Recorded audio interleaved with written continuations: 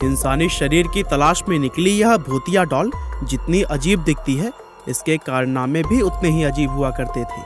दरअसल यह horror story है श्रापित भूतिया डॉल एनाबेल की, जिसे कि आज भी अकॉल्ट म्यूजियम में मंत्रोच्चार के साथ बांधकर कैद किया गया है।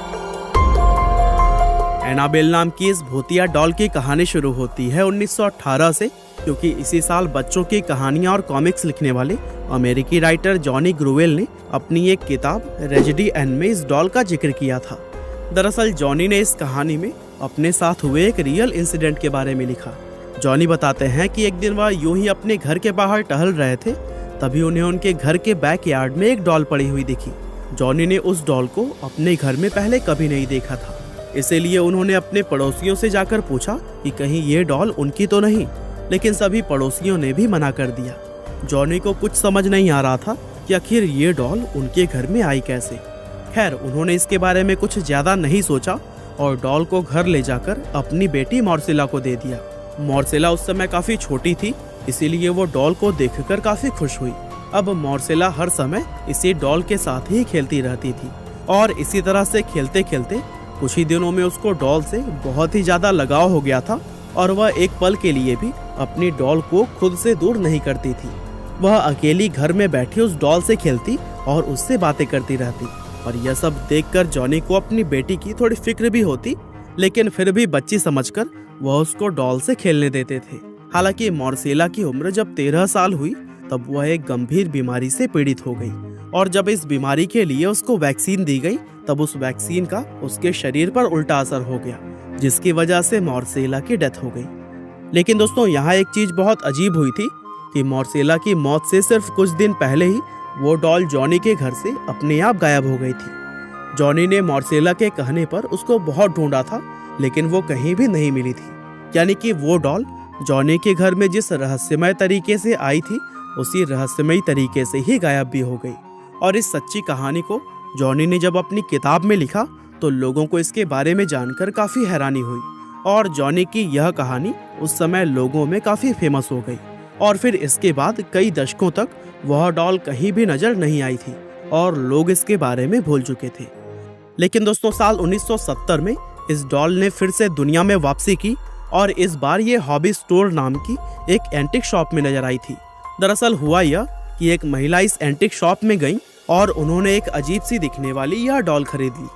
उस महिला को इस बात का कोई अंदाजा नहीं था कि वह जिस डॉल को खरीद रही थी वह असल में एक भूतिया डॉल थी। उस औरत ने यह डॉल अपनी बेटी डोना को उसके बर्थडे पर गिफ्ट करने के लिए खरीदा था।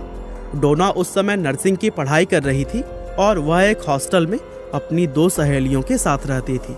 डोना अपनी माँ के इस गिफ्ट से काफी हैरान थी, क्योंकि इससे पहले तक उसकी माँ ने उसे कभी भी गुड़िया गिफ्ट नहीं की थी, और इसके अलावा अब उसकी डॉल से खेलने की उम्र भी बीत चुकी थी। लेकिन फिर भी उसको अपनी माँ का यह तोहफा काफी पसंद आया और उसने उस डॉल को अपने कमरे में एक जगह पर सजा कर रख दिया।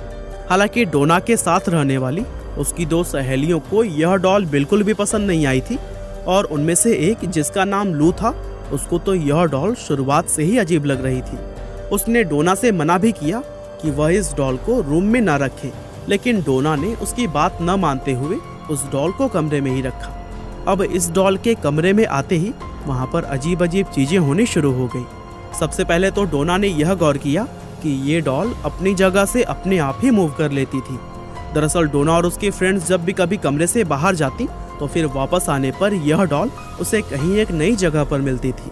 डोना कई बार से इस चीज को नोटिस कर रही थी, और उसने जब यह बात अपनी रूममेट्स को बताई तो उसकी दोनों फ्रेंड्स ने कहा कि तुम उस डॉल को तुरंत ही कमरे से निकाल दो, क्योंकि वह एक श्रापित भूतिया डॉल है। लेकिन डोना ने अपने दोस्तों की बातों को नजरअंदाज कर दिया, क्योंकि वह भूत प्रेतों के बातों पर विश्वास नहीं करती थी। कुछ दिन इसी तरह से समय बीतता गया और ये लोग डॉल की अजीब अजीब हरकतों को नोटिस करते रहे। लगभग 1 महीना बीत जाने पर इन्हें कमरे के अंदर एक कागज पड़ा हुआ मिला, और इस कागज पर किसी बच्चे की राइटिंग में हेल्प मी लिखा हुआ था। और ये कागज इन्हें एक बार नहीं बल्कि कई बार कमरे में पड़ा हुआ मिला। इसके अलावा एक बार जब ये लोग रात में कहीं बाहर से अपने रूम में लौटे तो इन्होंने देखा कि इस डॉल की पीठ और सीने पर लाल रंग के धब्बे लगे हुए थे। और चूंकि ये तीनों फ्रेंड्स नर्सिंग की स्टूडेंट थी, इसीलिए इन्हें ये पता करने में जरा सा भी वक्त नहीं लगा कि ये धब्बे किसी रंग के नहीं बल्कि खून के थे। किसी को भी समझ नहीं आया था कि आखिर इस डॉल के कपड़ों पर यह खून लगा कहाँ से। इस घटना के बाद से लू ने डोना से कई बार कहा कि ये डॉल भूतिया है और इसको यहाँ रखना बिल्कुल भी ठीक नहीं है, लेकिन डोना अपने किसी भी दोस्त की बात सुनने को तैयार ही नहीं थी। और इतना कुछ हो जाने पर भी डोना ने इस डॉल को अपने कमरे से नहीं निकाला। दरअसल डोना को भी इस डॉल से एक अजीब तरह का लगाव हो गया था। एक दिन लू घर में अकेली थी और डोना अपनी दूसरी सहेली के साथ किसी काम से बाहर गई थी। तभी लू को कमरे से डोना के चीखने की आवाज आई और इस आवाज के चक्कर में वह भूल गई थी कि डोना तो घर में थी ही नहीं। वह भागते हुए जब कमरे में गई तो उसने देखा कि कमरे में उस डॉल के अलावा और कोई भी मौजूद नहीं था। लेकिन इसके बाद कमरे से लू के चीखने की भी आवाज आई और इत्तेफाक से डोना और उसकी सहेली उस समय लौटकर आ चुके थे। और जैसे ही उन दोनों को लू की आवाज आई, वे दोनों भागते हुए कमरे में पहुंची। कमरे में जाकर उन्होंने देखा कि लू फर्श पर बेहोश पड़ी थी और उसके शरीर पर गहरे चोट के निशान थे। ये दोनों फ्रेंड्स लू को हॉस्पिटल लेकर गईं, जहां पर उसे तुरंत ही एडमिट कर लिया गया। और फिर लगभग 2 दिन के बाद जब लू को होश आया तो उसने डोना को बताया कि उस पर यह हमला उसकी डॉल ने किया था।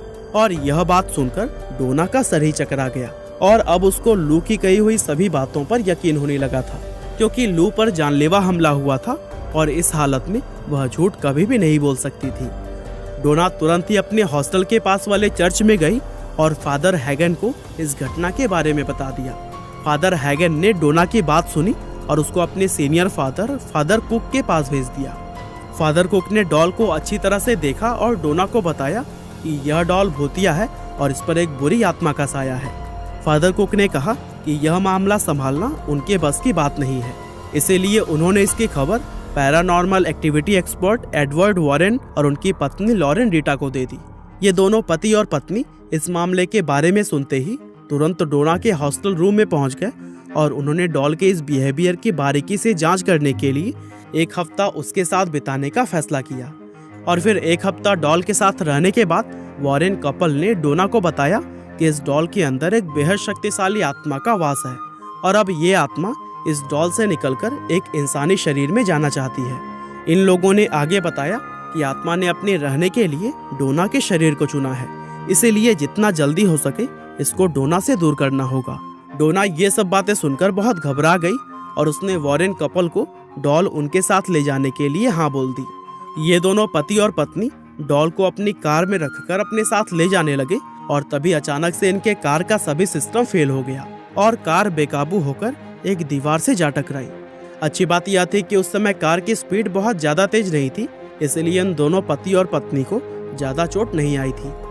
हालांकि लोग यह समझ गए थे कि कार के बेकाबू होने का कारण भी यह डॉल ही थी और इसी ने अपनी शक्तियों से कार के सभी सिस्टम फेल कर दिए थे। हालांकि कैसे भी करके घर पहुंचने के बाद इन पति और पत्नी ने तंत्र मंत्र और पवित्र जल की मदद से इस डॉल को शांत करके शीशे के एक बॉक्स में बंद कर दिया और फिर इस बॉक्स को उन्होंने अपने खुद के म्यूजियम ऑकल्ट म्यूजियम में रख दिया और तब से लेकर आज तक यह डॉल इसी म्यूजियम के अंदर ही रखी हुई है। और दोस्तों, म्यूजियम में जहां यह डॉल रखी हुई है वहां पर एक वार्निंग भी लिखी गई है कि कोई ना तो इस बॉक्स के करीब आए और ना ही इसको छूने की ट्राई करे, क्योंकि इस डॉल में अभी भी शैतानी शक्तियां मौजूद है। वैसे भूत प्रेत में मैं खुद भी विश्वास नहीं रखता हूँ, लेकिन चूंकि यह कहानी सच्ची थी इसीलिए मैंने सोचा कि इस कहानी को आप लोगों के साथ भी जरूर ही शेयर करना चाहिए। वैसे इस कहानी के बारे में आप क्या सोचते हैं, हमें कमेंट करके बताना ना भूलिएगा। आपका बहुमूल्य समय देने के लिए बहुत बहुत धन्यवाद।